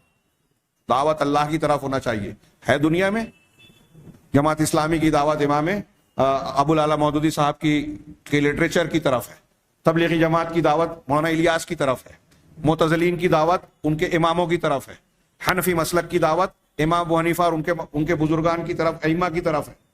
ہاں یہ میں نہیں کہہ رہا ہوں، بڑے بڑے علماء نے یہ بات لکھی ہے کہ جو شخص اگر دعوت دے رہا ہے بزرگوں مشائخ کی طرف دعوت دے رہا ہے بجائے قرآن و حدیث کے، اللہ کی طرف دعوت دینے کے، توحید کی طرف دعوت دینے کے. آج آپ دیکھیے میں نے ایسا بہت سارے خطبات میں، دروس میں یہ بیان کیا ہے کہ آپ اہل حق اور اہل باطل، سلفی اور غیر سلفی میں ایک فرق یہ دیکھیں گے کہ ان کی مجلسوں میں، دروس میں، بیانات میں علماء کی بڑائی بیان کی جاتی ہے. ارے ہمارے پیر صاحب، ہمارے فلاں شیخ الحدیث، فلاں علامہ، فلاں بزرگ ایسے ہیں، وہ ہوا میں اڑتے تھے، پانی پہ چلتے تھے، آگ میں بیٹھ کے ہنسی مذاق کرتے تھے، کرامت کھیلتے تھے، عشاء کے وضو سے 40 سال 80 سال زندگی بھر فجر کی نماز پڑھی. صحیح اور غلط دوسری بات، کیا کہنا چاہتے ہیں؟ میں بتانا یہ چاہتا ہوں کہ اللہ کے نبی کی دعوت، انبیاء کی دعوت اور آج کی ان لوگوں کی دعوت میں کیا فرق ہے؟ بزرگان دین کی عظمت کا سکہ لوگوں کو ٹھوس ٹھوس کر بٹاتے ہیں. ارے بڑا بزرگ ہے، ان کی عظمت کے قائل بن جاؤ اور ان کے پیچھے چلو، ان کا مسلک اختیار کرو. وہ تو ایسے تھے، انہوں نے تو ایسی کتاب لکھی، ان کے اتنے فالوور. یہ سب دلیل ولیل نہیں ہے. آپ نبی کریم صلی اللہ علیہ وسلم کی دعوت کو دیکھیے. آپ کے سامنے اگر آ کے لوگ کہہ رہے ہیں یا سیدہ یا سیدنا یا فلانا، ہاں یا مولانا، اللہ کے رسول اے ہمارے سید، اے ہمارے آقا سردار، کہا سید اللہ ہے، مجھے مت کہو. آپ کی تعریف کی، آپ نے کہا لا احب ان ترفعونی فوق منزلتی التي انزلنی اللہ. مجھ کو یہ بات پسند نہیں ہے کہ تم مجھ کو میرے مقام سے، اس مقام سے اٹھا کر مجھ کو بیان کرو جس پر اللہ نے مجھے رکھا ہے. یہ نبی کہہ رہے ہیں سید المرسلین. اللہ کی طرف سے حکم ہے کہ اپنا مقام بتائیں کہ سارے انسانوں کے سردار ہیں. اسے بیان کرتے ہوئے بھی انداز کیا ہے؟ انا سید ولد آدم ولا فخر، انا سید ولد آدم یوم القیامہ ولا فخر. قیامت کے دن میں سارے انسانوں کا سردار ہوں لیکن فخر نہیں کرتا. کہا سب سے افضل کون ہے؟ اللہ کے رسول سے کسی نے پوچھا کہ سب سے زیادہ مرتبے والا کون ہے؟ تو کہا یوسف. نبی ہیں، نبی کے بیٹے ہیں، نبی کے پوتے ہیں، نبی کے پر پوتے ہیں. یوسف نبی، ان کے باپ یعقوب نبی، ان کے دادا اسحاق نبی، ان کے پر دادا ابراہیم علیہ الصلوۃ والسلام، سب پر اللہ کی صلاۃ و سلام ہو، سب پیغمبر. کہا یہ تو نسب کے اعتبار سے. حالانکہ آپ نے دوسرے مقامات پر وضاحت کی کہ درجے کے اعتبار سے آپ سب سے افضل ہیں. یہاں جب عظمت کی بیان کرنے کی بات آتی ہے تو انبیاء کرام صرف اللہ کی عظمت بیان کرتے ہیں. آپ کو سلفی دعوت میں نظر آئے گا کہ ہر سلفی عالم جو بھی خطابات، تقریریں، دروس بیان کرتا ہے، اللہ کی توحید کہیں نہ کہیں ضرور بیان کرے گا، اس پر زور دے گا، اس لیے کہ یہ ہمارے دین کی بنیاد ہے. سارا دین اسی بنیاد پر کھڑا ہوتا ہے. اگر آپ کی توحید صحیح نہیں ہے، لوگ کہتے ہیں، ہمارے ہاں کچھ لوگ اہل حدیث بھی کہنے لگے یہ ان کی جہالت اور کم علمی ہے. کہہ رہے یہ توحید کیوں بیان کرتے ہیں؟ والدین کی فرما برداری بیان کریں، حلال حرام بیان کریں، ہاں موبائل کی گندگی پھیل رہی ہے اس کو بیان کریں، زنا بدکاری پھیل رہی ہے اس کو بیان کریں. آپ زنا بدکاری حرام کے نقصانات خوب بیان کریں، ویسی اصلاح نہیں ہوگی جیسی توحید بیان کرنے سے ہوگی. اللہ کے نبی صلی اللہ علیہ وسلم کو دیکھیے، صحابہ کرام کی تربیت کرتے تھے عقیدے پر، توحید پر. اور جب وہ توحید مضبوط ہو گئی تو اب کسی سے زنا بھی ہو گیا تو آ کر کہہ رہا اللہ کے رسول مجھے پاک کیجئے، میں نے حد پار کر لی ہے. یہ توحید تھی، اس کا ڈر تھا، اس عقیدے کی شفافیت اور مضبوطی تھی کہ اللہ کا ڈر دل و دماغ میں رچ بس گیا تھا. توحید ہے. صرف ایک حکم سنا کہ اللہ تبارک و تعالیٰ نے قبلہ بدل دیا، بیت المقدس کی بجائے کعبۃ اللہ ہے. نماز کے اندر جو ہے قبلہ بدل دیا گیا، بخاری کی حدیث. منہ سے لگی ہوئی شراب کو انڈیل دیا، بہا دیا. جب یہ پتا چلا اللہ نے، یہ کب ہوگا؟ جب دل میں اللہ کا خوف، اس کی عظمت، اس کی توحید، اس کی کبریائی، اس کی بڑائی ہو. تو سلفی منہج کی سب سے اصل الاصول اور بنیاد ہے دعوت توحید. اور یہاں اگرچہ یہ تفصیل میں بعد میں بیان کرنے والا تھا لیکن یہی ذکر کر دوں کہ روئے زمین پر آج کی تاریخ میں اللہ کے گھر میں پوری ذمہ داری کے ساتھ علی وجہ البصیرہ کہہ رہا ہوں، کسی کو برا لگے لیکن دلائل اور حقائق کی بنیاد پر میری اس بات کو جانچ لے کہ توحید جس طرح سے اللہ کے کلام میں اور تمام انبیاء کی تعلیمات میں سب سے اول ہے اور اس پر کبھی کسی نبی نے سمجھوتا نہیں کیا، ایسا صاف ستھرا معاملہ توحید کے بارے میں روئے زمین پر آج آپ کو صرف اہل الحدیث اور سلفیوں میں نظر آئے گا. صرف اور صرف اہل الحدیث. کوئی بھی مسلک ہو، میں پورے دعوے کے ساتھ کہہ رہا ہوں، ایسی شفاف اور صاف ستھری توحید اور توحید کی دعوت جو اللہ نے حکم دیا کہ آپ یہ کہیے کہ یہ میرا راستہ ہے، میں اللہ کی طرف دعوت دے رہا ہوں. کیسے دعوت دے رہا ہوں؟ علی بصیرتن، بصیرت کی بنیاد پر، جہالت کی بنیاد پر نہیں، آدھی ادھوری معلومات کی بنیاد پر نہیں، فضائل جان لیا اور 6 نمبر پہ عمل کر لیا اور دین بتانے لگے، نہیں. اپنے کسی بزرگ کی مفکر اسلام اور فلاں القاب کے نام سے کسی کو مشہور کر دیا، ان کی باتوں کو پڑھ کر نہیں، علی بصیرت، دلیل کی بنیاد پر. اور دلیل کیا ہے؟ قرآن حدیث. دعوت کا کام بھی علم کی بنیاد پر ہوگا، دلیل کی بنیاد پر. آپ کو صرف اہل الحدیث کے اندر یہ بات نظر آئے گی جو کبھی کبھی بے ادبی کی حد تک چلی جاتی ہے، لیکن اصولاً یہ صحیح ہے کہ اگر عالم بھی کوئی بات پیش کر رہا ہے تو آپ اس سے پوچھئے کہ اس کی دلیل کیا ہے. بغیر دلیل کے کسی کی بات مانی نہیں جائے گی. تو اللہ تعالیٰ کو حکم دیا، رسول نے حکم دیا، رسول بتا رہا ہے کہ آپ کہیے یہ میرا راستہ ہے، میرا منہج ہے. کیا؟ کہ میں اللہ کی طرف دعوت دیتا ہوں بصیرت کی بنیاد پر. وسبحان اللہ، اور اللہ پاک ہے. وما انا من المشرکین، اور میں مشرکین میں سے نہیں ہوں. شرک والی دعوت میری نہیں ہے، بالکل نہیں ہے. آج آپ کون سا فرقہ مسلمانوں میں اہل الحدیث کے علاوہ بتائیں جس میں چھوٹا بڑا کسی نہ کسی قسم کا شرک نہ ہو؟ اگر آپ سوال جواب میں کسی کا نام لیں تو میں بتاؤں گا کہ شرک کی کچھ نہ کچھ شکلیں وہاں پائی جاتی. ہمارے گرد و پیش میں صوفیہ کے ہاں وحدت الوجود ہے، ہندوؤں کا اتحاد کا، وحدت الوجودی اور متحد ہونے کا عقیدہ صوفیوں کے ہاں پایا جاتا ہے. اور صوفیوں کے توسط سے جو بھی صوفیت اور تصوف کی گندگی سے آلودہ ہیں آج، وہ چاہے دیوبندی کہلاتے ہوں، بریلوی کہلاتے ہیں، کوئی بھی ہو، اس قسم کی گندگیوں سے بھرے پڑے. قبر پرستی، تعزیہ پرستی، بزرگ پرستی، اللہ کے رسول کا وسیلہ لگا کے دعا مانگنا دیوبندی حضرات میں بھی ہے.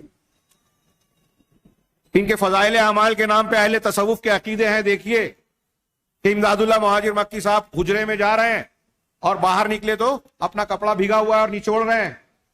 پوچھا گیا کیا بات ہے؟ کہا حاجیوں کا جہاز ڈوب رہا تھا، میں بچانے چلا گیا. مریدین نے آ کے پوچھا اور لوگوں نے تاریخ ملائی تو کہا ہاں ہمارا جہاز ڈوب رہا تھا، ہاں، اور ہم نے دیکھا کہ پانی میں مہاجر مکی صاحب آئے اور انہوں نے جہاز کو پکڑ کے بھنور سے نکال دیا. امداد المشتاق نامی کتاب ہے اور دوسری کتابیں. یہ واقعہ 2-3 طریقے سے منقول ہے. ایک صاحب نے آگے کہا ارے آپ نے آ کے ہمارے جہاز کو جو ہے بھنور سے نکال دیا ورنہ ہم تو ڈوب جاتے. تو مہاجر صاحب کہہ رہے ہیں کہ ارے یہ اللہ ہے، پتہ نہیں کس کی شکل میں جا کے کیا کیا کر دیتا ہے. یعنی اپنے آپ کو یہ بتانا چاہ رہے ہیں کہ اللہ میری شکل میں آ کے جہاز کو نکالا. اللہ کا فرمان، اللہ کا تو اس کی شان تو یہ ہے کہ انما امرہ اذا اراد شیئا ان یقول له کن فیکون. اللہ کوئی چیز چاہتا ہے تو کہتا ہے ہو جا تو وہ ہو جاتی ہے. اسے جہاز میں کسی کی شکل اختیار کر کے جا کے جہاز نکالنے کی ضرورت ہے؟ کتنی بڑی گستاخی ہے. کیا یہ کفر اور شرکیات والی باتیں نہیں ہیں؟ اخوان المسلمین کے بانی حسن البنا، انشاءاللہ آئندہ درس میں ان کا تذکرہ آئے گا. آیات صفات کے سلسلے میں سید قطب حسن البنا، ہاں، ان کے اشعار جو منقول ہیں کتابوں میں درج ہے، خود ان کی کتابوں میں عبد الرحمن البنا ان کے سگے بھائی نے جو بیان کیا کہ میلاد کے جلسوں میں ان کی محفلوں میں شریک ہو کے یہ اشعار پڑھتے تھے حسن البنا، جس میں صراحتاً شرک موجود ہے. اللہ کے رسول سے مدد مانگی گئی. معاف کرنے والا، گناہوں کو معاف کرنے والا اللہ کے رسول کو کہا گیا. ایسے معنی پر مشتمل اشعار پیش کر رہے ہیں. کون؟ اخوان المسلمین کے بانی حسن البنا. شیخ الیاس صاحب، زکریا صاحب کا تبلیغی نصاب ہمارے یہاں سامنے موجود ہے. بعد میں ان میں سے کچھ چیزیں چھٹائی کی گئی ہے، اس کے باوجود کئی واقعات، کئی باتیں ایسی موجود ہیں جو صراحتاً قرآن و حدیث کے خلاف، عقیدے کے خلاف. میرا خود ایک واقعہ ہے. مجھ سے سوال کیا گیا ہے امبڑ کے شہر میں، کچھ حضرات کے نئے لوگوں نے پوچھا کہ کیا کہتے ہیں آپ فضائل اعمال کے بارے میں. تو میں نے کہا یہ سوال ابھی ٹال دیجئے. کہا نہیں ہم تو پوچھیں گے. میں نے کہا اس میں بہت ساری باتیں قرآن حدیث کے اور صحیح عقیدے کے خلاف ہے. کچھ دیر کے بعد ایک عالم کو اور کچھ لوگوں کو لے کر آ گئے، کہا تبلیغی نصاب دے دیا اور کہا کہ بتائیے اس میں سے کوئی ایسی بات جو قرآن حدیث کے خلاف ہو، عقیدے کے خلاف ہو. میں نے تھوڑا تصفح کیا، کوئی مشکل بھی نہیں ہے، آسانی سے نکل جائے گی کہیں سے بھی. تو میں نے ایسا ایک واقعہ بنارس میں بھی ہوا تھا، لیکن اب دونوں واقعات کو نہیں بیان کر سکتا. تو میں نے اس میں ایک واقعہ بتایا کہ ایک بزرگ نے، شارٹ میں بتا رہا ہوں، اس میں لکھا ہوا تھا ایک بزرگ نے کہا کہ کل میں یہاں مر جاؤں گا اور دوسرے دن وہاں مر گئے. ایسے 2-3 واقعات کا ذکر کیا. میں نے کہا یہ دیکھیے. کہا اس میں کیا غلط ہے؟ عالم صاحب پوچھ رہے ہیں.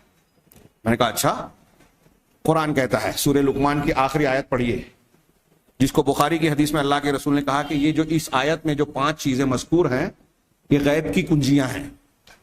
ان اللہ عنده علم الساعة وينزل الغيث ويعلم ما في الارحام وما تدري نفس ماذا تكسب غدا وما تدري نفس بأي ارض تموت. یہ آخری 2 جملے جو میں نے پڑھے ہیں قرآن کے، اس کا ترجمہ کر کہ کوئی نفس نہیں جانتا کہ کل کیا کرے گا، کیا کمائے گا. کوئی نفس، کوئی ہستی نہیں جانتی کہ کہاں مرے گا.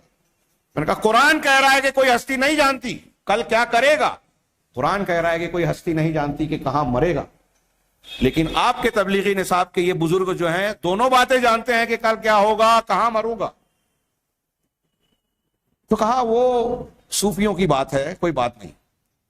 ہمارے ایک دوست موجود تھے، انہوں نے کہا اس کا مطلب یہ کہ صوفیوں کے حساب سے قرآن غلط ہے، آپ یہ کہنا چاہتے ہیں؟ ان کی زبان سے آخر تک یہ نہیں نکلا کہ قرآن پر ہمارا ایمان ہے، یہ واقعہ ہم نہیں مانتے. بزرگ کی گستاخی یا ان کی تردید نہیں کر سکتے، اللہ کے کلام کو رد کر سکتے. یہ گندگی آپ کو اہل الحدیث میں نظر نہیں آئے گی. بہت ہی واضح اور صاف سری انداز میں بول رہا ہوں. میں جانتا ہوں بہت سارے لوگوں کو برا لگے گا، لیکن اگر بیماری کا علاج کرنا ہے، ناسور کاٹنے والا جراح، آپریشن کرنے والا ڈاکٹر جو ہے وہ دشمن نہیں ہوتا.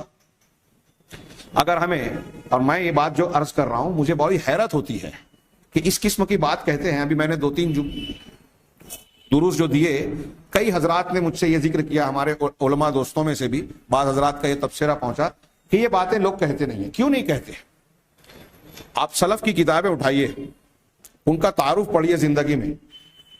ابھی میں ایک کتاب کا مقدمہ پڑھ رہا تھا، نئی کتاب احباب نے بھیجی، شرح السنہ امام بربہاری کی، اس کی ایک الگ شرح بھیجی، ان کی زندگی تو اس میں ان کا بار بار ان کی تعریف بیان کرتے ہوئے ذکر کیا ہے کہ امام بربہاری بدعتیوں کے خلاف بہت سخت تھے، بالکل برداشت نہیں کرتے تھے.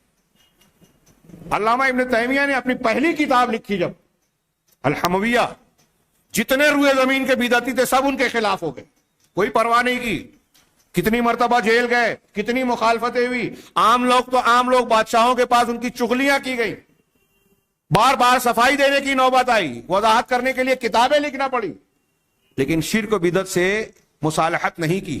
امام احمد بن حنبل تنے تنہا کھڑے رہے خلق قرآن کے فتنے کے سامنے. یہ اہل الحدیث تھے اور یہی نعرہ تھا جو ہم کہہ رہے ہیں یہاں. امام احمد بن حنبل کہتے تھے قرآن اللہ کا کلام ہے، صفت ہے، مخلوق نہیں ہے.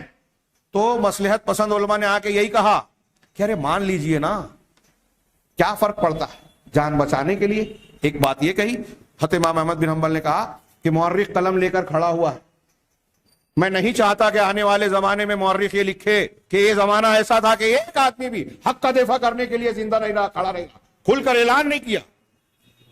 کچھ لوگوں نے بحث کرنا چاہیے امام احمد بن حنبل سے کہ مان لو، قید خانے میں کیا جواب دیتے ہیں. سلفی حضرات اہل السنہ والجماعہ اور اہل الحدیث کا یہ نعرہ بن گیا جو امام احمد بن حنبل کا جملہ تھا کہ ایتونی بشیء من کتاب اللہ او سنت رسولی حتی اقول بھی، مجھ سے منوانا چاہتے ہو کوئی بات تو اللہ کی کتاب کی کوئی دلیل لاؤ یا اللہ کے رسول کی سنت لاؤ تاکہ میں اس کو کہوں، اس کو اختیار کروں. حسبنا کتاب اللہ و سنت رسول، یہ نعرہ بن گیا ہمارا. ہمارے لیے اللہ کی کتاب اور اس کے رسول کی سنت کافی ہے. کوئی یہ کہے گا، آج بڑی لمبی لمبی تقریریں لوگ کرتے ہیں. کچھ لوگ کہتے تھے کہ قرآن حدیث میں نماز بھی پوری نہیں ہے. ارے کیا کہہ رہے ہیں سمجھتے ہیں؟ اگر وہ عالم ہے تو عالم نہیں ہے، جاہل ہے، اسے عالم نہ سمجھیں. قرآن حدیث میں جتنا دین ہے، ابو بکر صدیق نے جتنا دین اختیار کیا مانا، اتنا ماننے میں ہماری نجات ہوگی کہ نہیں ہوگی؟ بتائیے آپ لوگ جتنے لوگ سن رہے ہیں. اب ابو بکر صدیق نے جو دین مانا تھا، عمر فاروق نے جو مانا تھا، صحابہ نے جو مانا تھا، کیا اس دین میں کمی تھی؟ اس نماز میں کمی تھی؟ اللہ تعالیٰ نے نماز کم دی تھی اللہ کے رسول کو، رسول نے کم بتائی تھی امت کو بتائی، صحابہ نے کم نقل کیا لوگوں کو. اگر ایسا ہے تو دین تو محفوظ ہی نہیں رہا. اور اگر آپ یہ کہتے ہیں کہ بعد میں فقہا نے حد نماز کو پورا کیا تو اس کا مطلب ابھی بھی سوال ہے پوری ہوئی کہ نہیں؟ ابھی آگے کچھ اور اضافہ کیا جا سکتا ہے کیا؟ جو اللہ کے رسول صلی اللہ علیہ وسلم کے زمانے میں نماز اور عبادت نہیں تھی وہ ہم کو چلے گی بھی نہیں، چاہیے بھی نہیں، وہ اللہ کے یہاں مردود ہے. آپ نے کہا نماز ویسے پڑھو جیسے مجھے دیکھا. اب حدیثوں میں جتنا ہے اتنا ہی ماننا ہے، اس سے زیادہ کیے تو مردود ہے، ناقابل قبول ہے. تو بہرحال بات تھوڑی سی پھیل گئی، لیکن بنیاد یہ ہے کہ اہل الحدیث یا سلفی منہج کا اصول ہے کہ وہ اللہ تبارک و تعالیٰ کی عبادت میں، دعا میں، مدد مانگنے میں، مصیبت کے وقت اللہ استغاثہ اور فریاد طلب کرنے میں، اور کشادگی حاصل کرنے کے لیے ذبح، نذر اور قربانی دینے میں، اللہ بھروسہ کرنے میں صرف اللہ کو وحدہ لا شریک اور اس کا حقدار مانتے ہیں، کسی اور کو نہیں. معمولی سا بھی ابھی میں مغرب کے پہلے عصر کی نماز کے بعد ایک کلپ دیکھ رہا تھا، ایک صاحب تقریر کر رہے ہیں، بابا اور لوگ آ کے ان کے پنجے پر اپنی پیشانی رکھ کے سجدے کی شکل اختیار کر رہے ہیں اور وہ منع بھی نہیں کر رہے۔ میں نے کہا روئے زمین پر توحید صاف شفاف خالص جس کی بنیاد پر جنت ملے گی، جنت توحید والوں کو ملے گی، جہنم سے بچنے کے لیے توحید پر ہونا شرط ہے۔ جہنم سے وہی نکلے گا جو شرک سے پاک، یاد رکھیں۔ اور وہ توحید آج روئے زمین پر خالص صاف ستھری سلفی اہل الحدیث کے علاوہ کسی کے پاس نہیں۔ پھر اللہ کے گھر میں دعویٰ کر رہا ہوں اور دعوت بھی دیتے ہیں اسی کی۔ ایک آگے ایک قاعدہ بیان کرنا تھا، یہی بیان کر دوں کہ توحید اور توحید سے متعلقہ امور کی بنیاد پر سلفیوں کے یہاں ایک اصول یہ ہے اور بہت اہم ہے جو کسی اور کے یہاں نہیں ہے، کہ اسی کی بنیاد پر سلفی اور اہل الحدیث ولا اور برا کرتے ہیں۔ ولا اور برا کیا ہے؟ یہ شریعت کی ایک بہت بڑی بنیاد ہے۔ عقیدے کی کتابوں میں اس پر لمبی چوڑی بحث ملے گی، بہت سے علماء نے مستقل کتاب۔ ولا یعنی دوستی کرنا، رشتہ اور تعلق جوڑنا، برا یعنی لا تعلقی اختیار کرنا۔ تو ہمارا دوست اور رشتہ دار یہ بہت اہم بنیاد ہے، بہت اہم۔ میں سوچ رہا ہوں کہ اس پر تو مستقل درس ہونا چاہیے۔ کیوں معلوم؟ آپ کے اندر ولا اور برا جتنی مضبوط ہوگی، آپ کا ایمان اتنا مضبوط ہوگا، توحید اتنی مضبوط ہوگی، حق کے تعلق اتنا مضبوط ہوگا، شرک اور باطل سے اتنی دوری ہوگی جتنا آپ کا ولا اور برا کا صحیح عقیدہ ہوگا۔ اگر ولا اور برا کا صحیح عقیدہ نہیں ہے، آج جو ہمارے نوجوانوں میں کچھ لوگ منکر حدیث بن جاتے ہیں، کچھ لوگ نئے انجینئر صاحب اور فلاں اتنے فالوورز والے، ان سے متاثر ہو جاتے ہیں، مرعوب ہو جاتے ہیں، ارے وہ تو اتنے فالوور والے ہیں۔ ہاں، یہ نئی فکر، نئے افکار سے جو متاثر ہوتے ہیں اور ادھر ادھر چلے جاتے ہیں، اس کی سب سے بڑی بنیاد کیا ہے معلوم ہے؟ سب سے بڑی بنیاد یہ ہے کہ ولا اور برا کی بنیاد کو سمجھا ہی نہیں ہے۔ اگر ولا اور برا کو صحیح ڈھنگ سے عقیدے کی بنیاد پر ہم سمجھ لیں تو کوئی گمراہ کرنے والی بدعت اور کوئی نئی فکر ہمارے نوجوانوں کو گمراہ نہیں کر سکتی۔ یہ اسلام کی حفاظت کے لیے بہت بڑی بنیاد، اور اللہ کے رسول صلی اللہ علیہ وسلم کی صحیح حدیث ہے کہ اوثق اور الایمان الحب فی اللہ والبغض فی اللہ۔ ایمان کا سب سے مضبوط دستہ یہ ہے اللہ کے لیے محبت اور اللہ کے لیے نفرت۔ ہم اس کو سمجھتے ہی نہیں ہیں، جانتے ہی نہیں ہیں اس کا مطلب کیا ہے۔ ولا اور برا کو توحید اور ایمان کی بنیاد، اگر کوئی بنیاد پر ولا اور برا کا مطلب کیا ہے کہ اگر کوئی دین والا ہے تو وہ ہمارا دوست ہے، رشتہ دار ہے، بھائی ہے۔ دین کا مخالف ہے تو وہ ہمارا دوست رشتہ دار نہیں ہے، چاہے خونی رشتہ ہی کیوں نہ ہو۔ اس کی مثال صحابہ کرام نے کیسی پیش کی۔ اوس اور خزرج گئے، قریش گئے، اوس و خزرج، پہلے اوس و خزرج لڑتے تھے، قبائلی کتنی وہاں تفریق تھی، لیکن وہاں جب پہنچتے ہیں قریش اور اللہ کے رسول نے ایک مہاجر کو ایک انصاری کا بھائی بنا دیا، تو ایک دوسرے کے لیے کیسی قربانی دینے کے لیے، اثار کے لیے تیار ہوتے تھے۔ سعد بن ربی، حضرت عبد الرحمن بن عوف رضی اللہ عنہما کے بھائی بنائے گئے۔ یہ ابھی اس سے پہلے والے درس میں نے پیش کیا، بخاری کی حدیث ہے۔ حضرت سعد بن ربی نے کہا عبد الرحمن بن عوف سے، یہ میرا گھر ہے، میں آدھا کر دیتا ہوں، 2 حصہ، آدھا آپ لے لیجیے، میری 2 بیویاں ہیں، آپ پسند کر لیں، جو پسند ہوگی میں اسے طلاق دے دوں گا۔ آج یہ بیان کرنے میں، سننے میں ایسا لگتا ہے جیسے کوئی افسانہ کہانی، حقیقت نہیں ہے۔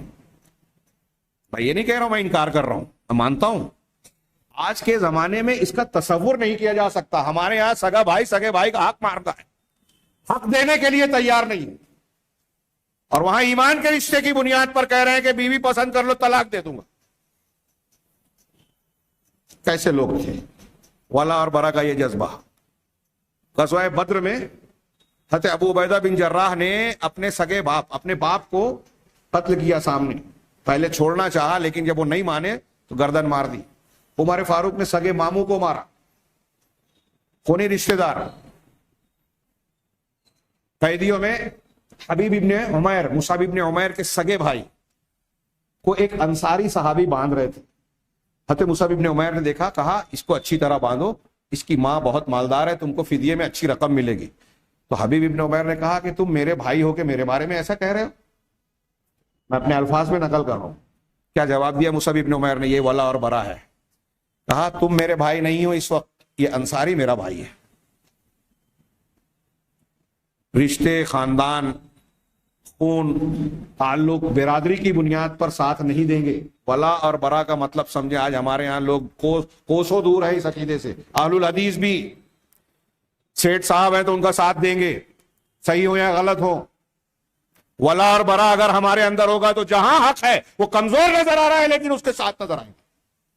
صحابہ کرام کا مقام ایسا ہی نہیں ہے سب سے افضل سب سے اونچا کہ وہ ایک مد اور آدھا مد خرچ کیے, بعد والے جو ہے احد پہاڑ کے برابر سونا بھی خرچ کر دے تو وہاں تک نہیں پہنچے. کیوں؟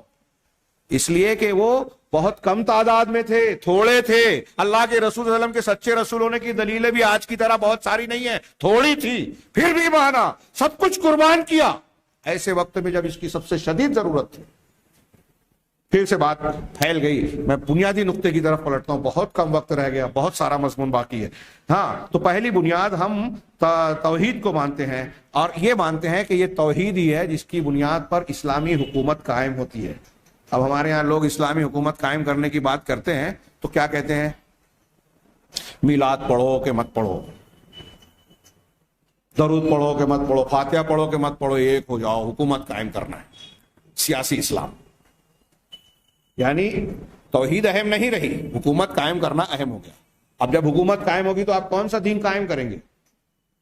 کیا دنیا کا کوئی ایک نبی یا جناب محمد رسول اللہ صلی اللہ علیہ وسلم کی کوئی ایک دلیل آپ پیش کر سکتے ہیں کہ توحید کے حساب پر, یعنی توحید کے اندر سمجھوتا کر کے حکومت قائم کرنے یا کوئی مصلحت کو مقدم کیا ہو توحید کے مقابلے میں؟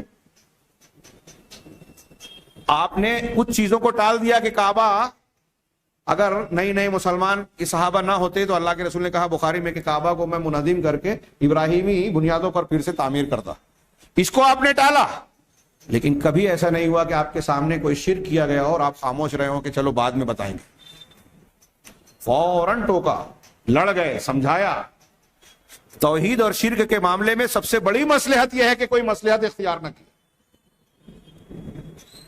کوئی ہندو آپ کو پرساد دے, مت کھائیے, بتا دیجئے یہ ہمارے لیے غیر اللہ کے نام پہ حرام ہے, شرک والا کام ہے, یہ ہمیں نہیں چلتا.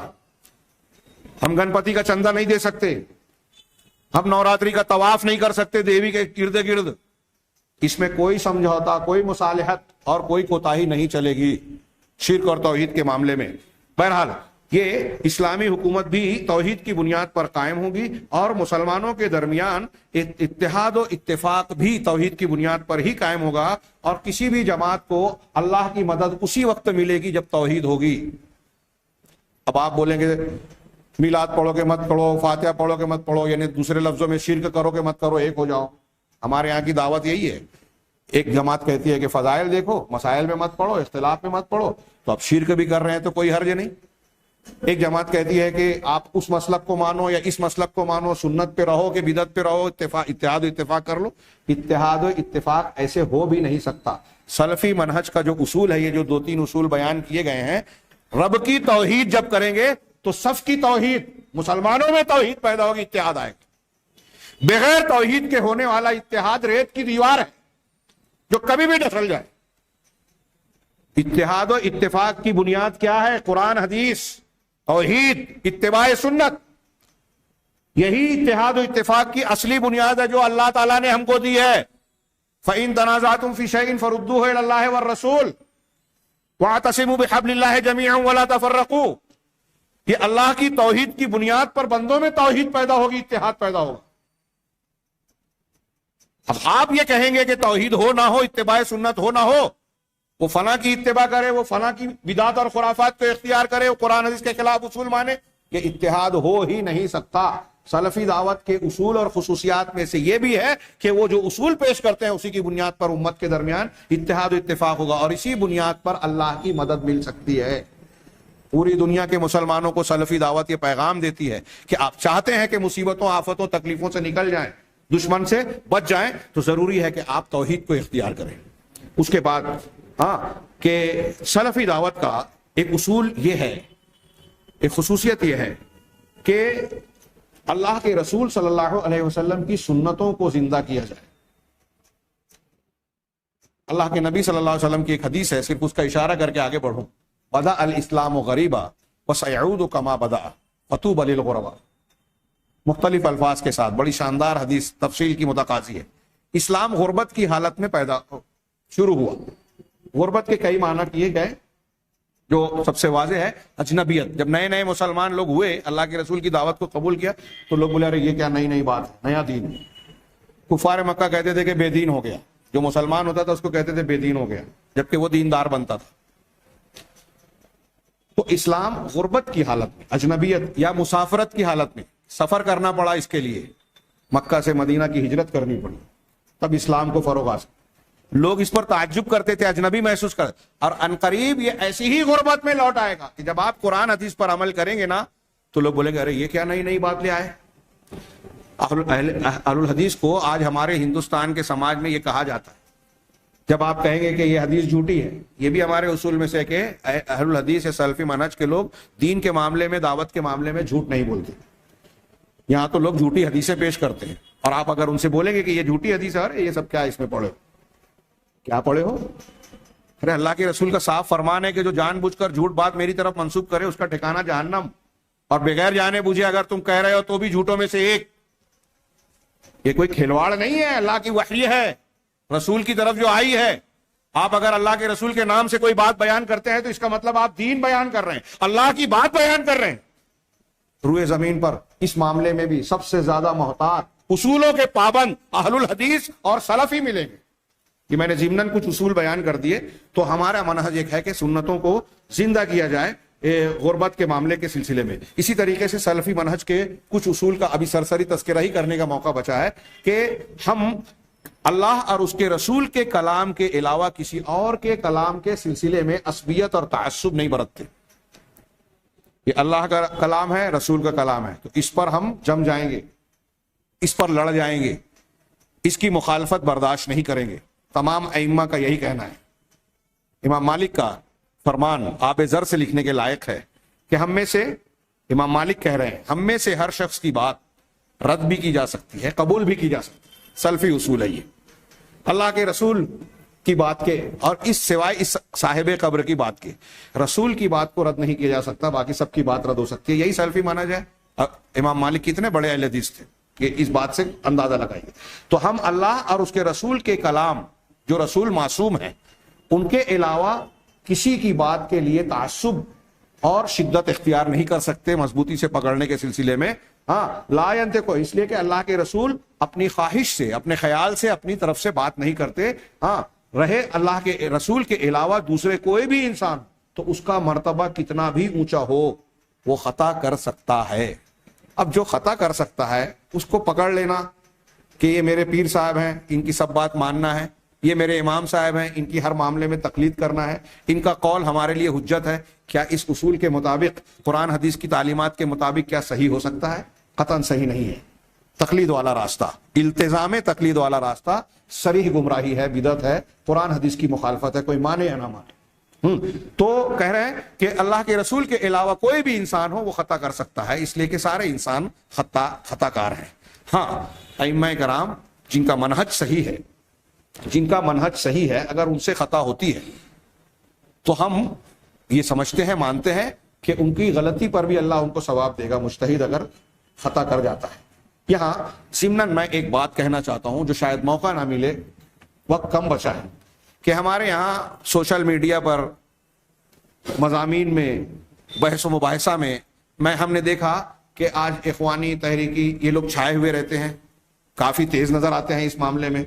وہ کیونکہ ان کا دین اور اسلام تابع ہے اللہ اور رسول کے اصولوں پہ نہیں، سیاسی انداز میں جو یورپ والوں کا ہے کہ خوب پھیلاؤ، ہماری بات لوگ ماننے لگے۔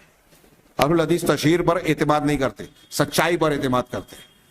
تو یہاں دیکھو تمہارے عالم نے یہ کیا، سعودی عرب نے یہ کیا، فلاں نے یہ کیا، ڈھیبا نے یہ کیا، تمہارے عالم نے ایسا کہہ دیا، اس نے ایسا فتویٰ دیا۔ یہ اکا دکا بات۔ یہاں میں ایک اصول کی بات کہنا چاہتا ہوں جو اس سے پہلے بھی غالباً میں کہہ چکا ہوں، کہ ایک بات ذہن نشین رکھیں کہ اگر منہج اور اصول صحیح ہے، بندے کا، عالم کا منہج اور اصول صحیح ہے، تو اس کی غلطی معفو عنہ ہے، وہ غلطی کرنے کے باوجود ہمارا سلفی منہج پر چلنے والا کہلائے۔ علامہ ناصرالدین البانی ہو، شیخ ابن باز ہو، ان سے لے کر جو ہے امام بخاری رحمہ اللہ تک، ان سے اجتہادی خطائیں ہوئی ہیں، ان سے ہم اختلاف کر سکتے ہیں، اجتہادی خطا کے باوجود یہ اہل الحدیث ہیں۔ اور اگر ایک آدمی منہج میں غلط ہے، اصول ہی غلط ہے اس کا، ہاں، وہ تصوف کو مانتا ہے، اعتزال کو مانتا ہے، خارجیت کو مانتا ہے، صوفیت کو مانتا ہے، اشعریت ماتوریدیت کو مانتا ہے، حنفیت شافعیت مالکیت حنبلیت کو مانتا ہے قرآن حدیث کے مقابلے میں، اگر اس کا اصول ہی غلط ہے، وہ اخوانیت اخوان المسلمین کے اصولوں پر چل رہا ہے، جماعت اسلامی کے اصولوں پہ چل رہا ہے، اصولاً ہی وہ اہل سنت والجماعت کے اصول اور منہج سے اگر ہٹا ہوا ہے تو اس کی صحیح بات بھی ہو جائے تو وہ صحیح مسلک والا نہیں کہلائے گا۔ کچھ باتیں اس کی صحیح ہو سکتی ہیں، کچھ باتیں اس کی صحیح ہوگی تب بھی، تو اگر کسی عالم نے خطا کیا تو ہم نے یہ نہیں کہا کہ وہ ہمارے علماء معصوم ہیں، ہم نے یہ بھی نہیں کہا کہ ہمارے علماء یا سعودی عرب یا کوئی حاکم جو ہے ہمارے لیے دلیل ہے، نمونہ ہے۔ سلفی منہج یہ نہیں ہے، اہل حق سے خطا ہو سکتی ہے، اس خطا کی اپنی ایک توجیہ کی جائے گی یا اس کو دیکھا جائے گا، لیکن قرآن حدیث کے سامنے کسی کی بات نہیں مانی جائے گی، سارے انسانوں سے خطا ہو سکتی ہے۔ لہذا جب بحث ہو مباحثہ ہو تو ایک بات ذہن نشین رہے کہ کسی کے غلطی سے کہ سعودی عرب کی حکومت نے یہ کیا، فلاں نے یہ کیا، ڈھیما نے یہ کیا، جو بحث کرتے ہیں ہمارے ہاں لمبی چوڑی، ان بحثوں سے حاصل کچھ بھی نہیں ہے۔ وہ پلٹ کے یہ بولے کانگریس اور بھاجپا کی طرح، آج کل وہ مباحثہ ہوتا ہے ٹی وی چینل پہ کہ تمہارے زمانے میں اتنا فساد ہوا تو تمہارے زمانے میں تو اتنا ہوا، ہو گئی بات، کون صحیح اور کون غلط اس سے ثابت ہوا؟ ہماری غلطی یہ بھی تو تمہاری غلطی ہے۔ اصول دیکھا جائے، شخصیات کی غلطیاں، اور کبھی کبھی ہم کو حکومتوں کے کچھ فیصلے دور سے نظر آتے ہیں، لوگ سوال کرتے ہیں یزید نے عبید اللہ کو کیوں نہیں مارا اگر اس نے حضرت حسین کو شہید کیا تھا؟ تو اس کے جواب میں اہل سنت نے سوال کیا کہ کچھ حکومت کی مصلحتیں ہوتی ہیں، حالات ہوتے ہیں۔ حضرت علی رضی اللہ تعالیٰ عنہ کو معلوم تھا کہ یہ قاتلین عثمان ہیں، اس میں یہ فلاں فلاں ہیں حضرت عثمان غنی کو قتل کرنے والے، لیکن ان کو قصاصاً مار نہیں پائے، اس لیے کہ حالات نازک تھے، اس کی اجازت نہیں دیتے تھے۔ تو خیر، یہاں آٹھواں کہ ہم تمام ائمہ مجتہدین کی، سلفی منہج کے اصول میں یہ ہے کہ تمام ائمہ مجتہدین امامان دین کا احترام کیا جائے، لیکن کسی ایک کے لیے تعصب اختیار نہ کیا جائے کہ آپ امام شافعی کو مان رہے تھے امام ابو حنیفہ کی بے عزتی کریں، امام ابو حنیفہ کو مان رہے تو دوسرے اماموں کی بے عزتی کریں، نہیں، کسی ایک کے ساتھ تعصب نہ کیا جائے، بلکہ فقہ کو قرآن و حدیث سے لیا جائے، صحیح حدیث سے، اور ان تمام لوگوں کے اقوال سے قرآن و حدیث کو سمجھا جائے۔ اب جن کی بات قرآن صحیح حدیث کے موافق ہو اس کی بات کو لے لے، جن کی بات صحیح حدیث کے خلاف ہو ان کی بات کو چھوڑ دے۔ یہ ہمارا سیدھا سادہ اصول ہے، اس میں کسی کی بے عزتی نہیں ہے بلکہ قرآن و حدیث پر عمل ہے۔ اسی طرح امر بالمعروف نہی عن المنکر، اور بدعت کے جتنے طریقے ہیں ان تمام کا رد کرنا سلفی منہج کا ایک اصول ہے۔ وقت ختم ہو رہا ہے، بہت اہم یہ اصول ہے۔ آپ دنیا میں جتنے بھی گروہوں کو دیکھیں اہل الحدیث کے علاوہ، وہ بدعت اور اہل بدعت سے کچھ نہ کچھ سمجھوتا کر لیتے ہیں، ارے چلنے دو کوئی بات نہیں، گائے بھی گابن بیل بھی گابن، یہ بھی صحیح اور یہ بھی صحیح۔ اس کو عربی والے کہتے ہیں کہ ضب اور نون دونوں اکٹھا کر لیا۔ ضب کہتے ہیں گوہ کو جو صحرائی جانور ہے، نون کہتے ہیں مچھلی کو جو پانی کا جانور ہے، دونوں کو اکٹھا کر لیا، صحیح غلط سب چلنے دو۔ ایسا سلفی منہج میں نہیں ہے، نفاق نہیں ہے، ذو الوجہین نہیں ہے، صاف شفاف دین۔ تو اہل بدعت کے سلسلے میں یہاں مستقل اصول ہیں کہ بدعت کے ساتھ مصالحت نہیں کی جائے گی، ان کی طرف نسبت نہیں کی جائے گی۔ ہمارے سامنے جو اصول ہے، اب شاید آئندہ درس کی طرف مجھے بڑھنا پڑے اور وقت کم پڑ جائے گا، دروس کم پڑ جائیں گے۔ بہرحال یہ کہ اللہ کے رسول اللہ کی جو حدیث ہے حضرت عبداللہ بن مسعود کی صحیح مسلم کی کہ ہر نبی کے کچھ حواری اور اصحاب ہوتے تھے جو ان کی اقتداء کرتے تھے، ان کو حکم کو مانتے تھے، پھر ان کے بعد برے جانشین ہوئے، جو کہتے وہ تھے جو کرتے نہیں، اور کرتے وہ تھے جس کا حکم نہیں دیا گیا۔ وہ کرنا جس کا حکم نہیں ہے شریعت میں وہ بدعت ہے۔ تو اللہ کے رسول نے آگے فرمایا کہ جو ایسے لوگوں سے فمن جاہدہم بیدہ فہو مؤمن، جو ان سے ہاتھ سے جہاد کرے وہ مومن، جو ان سے زبان سے جہاد کرے وہ مومن، جو دل سے جہاد کرے وہ مومن، اس کے بعد رائی کے دانے کے برابر بھی ایمان نہیں ہے۔ آپ اس حدیث کی روشنی میں صرف اتنا وقت نہیں ہے، غور کیجئے کہ اللہ کے رسول کہہ رہے ہیں کہ بدعتیوں کے ساتھ ہاتھ سے زبان سے دل سے جہاد کرنا ایمان ہے۔ اب جو لوگ بدعتوں پر خاموش ہوتے ہیں، ان سے مصالحت کرتے ہیں کہ اس میں کیا رکھا ہے، اس میں کیا پڑا ہے، چھوڑو ان کو، ایسے لوگوں سے دین کی حفاظت نہیں ہو سکتی۔ اگر ہمارے امام مالک، امام شافعی اور یہ لوگ چھوٹے چھوٹے مسئلے کے لیے بظاہر جس کو ہم چھوٹا سمجھتے ہیں، حکومت وقت سے لڑ گئے، سنت پر ڈٹ گئے، جان دینی پڑی دے دی، لیکن دین کی حفاظت کی. اگر ایسا نہ کرتے تو آج ہمارے پاس صاف ستھرا دین محفوظ نہیں رہتا, پچھلی امتوں کی طرح حق باطل میں خلط ملط ہو جاتا. تو یہ تیسرا اصول ہوا. اسی طریقے سے ایک ایک جملے میں 2-3 اصول کا ذکر کر کے میں بات کو ختم کروں کہ سلفیت جو ہے یہ جتنے غلط عقائد ہیں, برے افکار ہیں, قرآن حدیث کے خلاف جتنی بھی افکار پائے جاتی ہیں مسلمانوں میں یا غیر, ان سب کو رد کرتی ہیں. اہل بدعت کے ساتھ سختی اختیار کرتی ہیں, بدعات کا رد کرتے ہیں, قرآن حدیث کا دفاع کرتے ہیں. اسی طرح سلفیت ایک جماعت ہے, یہ فرقہ نہیں ہے. اگلے درس میں آج اس میں شروع کرنا تھا, دکتور نے اس میں بیان کیا کہ سلفیت الگ فرقہ نہیں ہے, کیونکہ یہ تو وہ جماعت ہے جو صحابہ, اللہ کے رسول صحابہ کے بعد تواتر کے ساتھ تسلسل کے ساتھ چلے آ رہے ہیں. فرقہ وہ بنے جو اس سے الگ ہوئے, کہ ان سے علیحدگی اختیار کیے کسی بھی اصول کو اختیار کر کے. تو ہماری جو سلفیت ہے, اہل الحدیث ہے, یہ جماعت ہے, فرقہ نہیں ہے. ہاں, تو یہ ایک جماعت ہے, ایک گروہ ہے. ہاں, اسی طریقے سے سلفیت جو ہے وہ تکفیر, یعنی کفر کرنے والے, بدعت التکفیر آج جاری ہے, کسی مسلمانوں کو کافر قرار دینا, خارجیوں کا طریقہ, اس کی تفصیل انشاءاللہ آئندہ بیان کروں گا.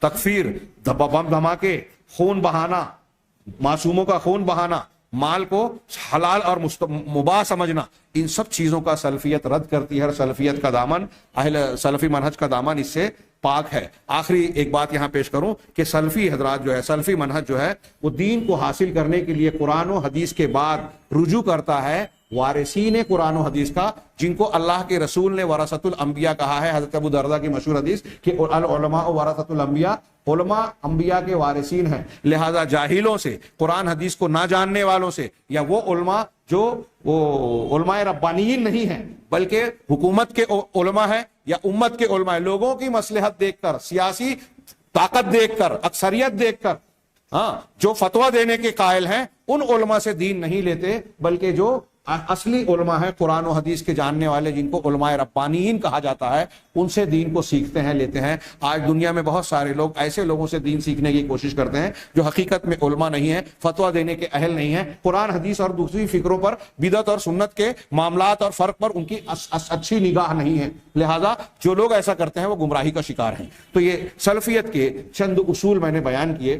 یہاں کچھ خصوصیات اور اصول عقیدے سے متعلق میں بیان کرنا چاہتا تھا کہ سلفی جو ہیں عقل کو نقل پر مقدم کرتے ہیں. تفصیل میں پیش کرنا چاہتا تھا ایک توحید والی بات, ولا اور برا کی بات, اور خاص طور سے کہ یہ کہ قرآن اور حدیث میں فرق نہیں کرتے. ہمارے یہاں کچھ لوگ سنت کو رد کرنے کے لیے اصول بناتے ہیں کہ خبر واحد حجت نہیں ہے, یہ حجت نہیں ہے, یا اس اصول کی بنیاد پر اس حدیث کو رد کر دیا جائے. اللہ رسول اللہ صلی اللہ علیہ وسلم نے جو فرمایا ہے کہ جو رسول دے لے لو, جس سے منع کر دے رک جاؤ, تو ان آیتوں اور حدیثوں میں یہ فرق نہیں کیا قرآن یا حدیث نے کہ جو متواتر حدیثیں ہوں اس کو ماننا, جو احاد والی ہیں اس کو نہیں ماننا.